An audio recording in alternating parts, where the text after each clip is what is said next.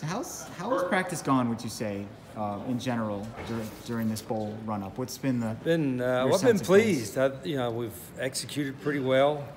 I was a little concerned, with a week off that how we'd come back, but I think they got fresh, and we'll practice hard a little bit, next few days, and give them a few days off. So I've been pleased with their effort. Do you get the sense that they really want to win this game and end the season in the proper way? Yeah, no question. I can see it in the seniors.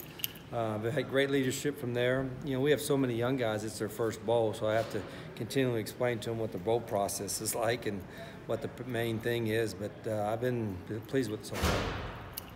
You talked a lot about the walk-ons last year, signing day, and the guys that you had come in.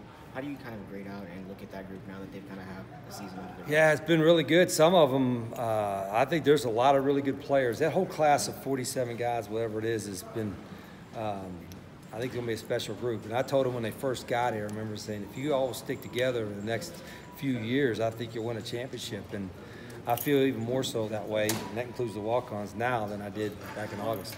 Is Kylan Wilborn someone who really could benefit from this little break that you guys have had between games? It seemed like he had a sprained ankle kind of in mid-season and maybe hit that wall. Well, he really was really pretty consistent.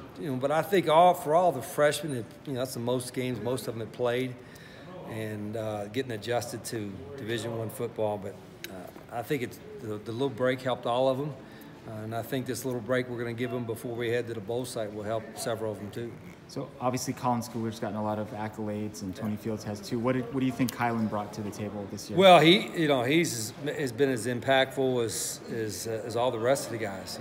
Certainly a guy off the edge, and we needed him early. With DeAndre being hurt early in the season, he was thrust into the role from the start and gave us some really good football. What do you envision the future for Trevor Wood being here?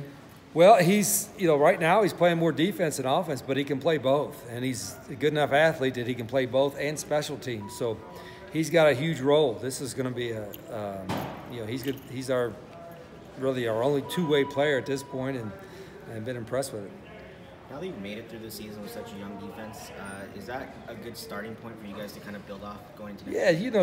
The numbers aren't good, and at times, we struggled at different times for a lot of different reasons, but I'm encouraged because I know these guys will get better. The coaching staff will do a great job.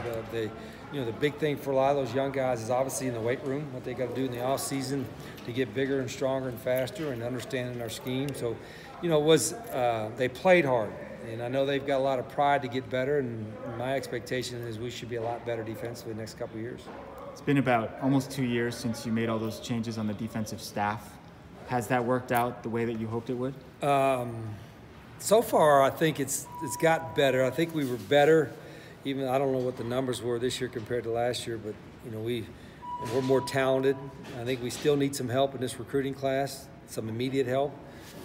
But as I said, I think I saw some positive steps, and I think there'll be a lot more taken this coming year.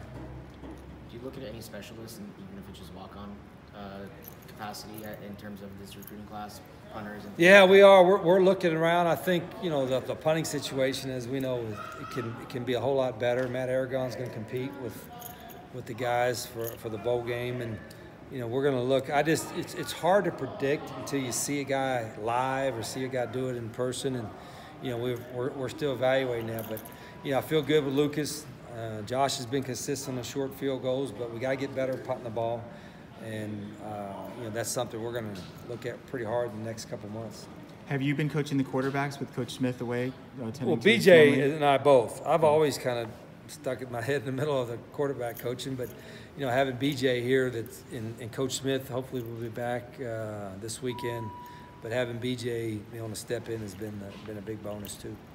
How do you feel about the depth at that position going forward? Quarterback? Yeah. Well, really good with Brandon and Khalil. We got a couple good young guys, and we'll always recruit a quarterback in every class. Sometimes two, but right now I feel really good where we're at quarterback-wise. What's on tap this weekend as far as recruiting goes? Right now we only have one guy in. It's an official visit weekend. We can have more, but we just have one in this weekend. We're going to practice tomorrow and Sunday and Monday morning, and then let them go after Monday morning's practice. Are coaches on the road at all in the next few days? No, we should all be here. Do you welcome the dead period, or is it one of those times where you wish? Well, it's we're so busy with the bowl practice and all that. The dead period, I think for probably is welcome from a lot of recruits' standpoint, particularly with all the early signing period and a lot of the push that some schools are making. I'm sure the recruits are thinking, geez, thanks for a dead period. I need a few weeks off. You mentioned the other day that some guys were out with the flu. Are they still out? Yeah, we had a few guys out, and there's a little bit of a bug going around, and our medical staff, I think, is the best in the country. So, we're trying to warn our guys and we'll take care of the ones that are sick. Who are the guys who are missing because of the flu? Well, Gary Brightwell was sick, and who else was sick? Tristan Cooper was under the weather a little bit. Khalil was a little sick today, even though he did some practice.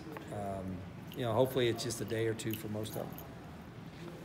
All right, guys. Thank you. Thanks. Okay.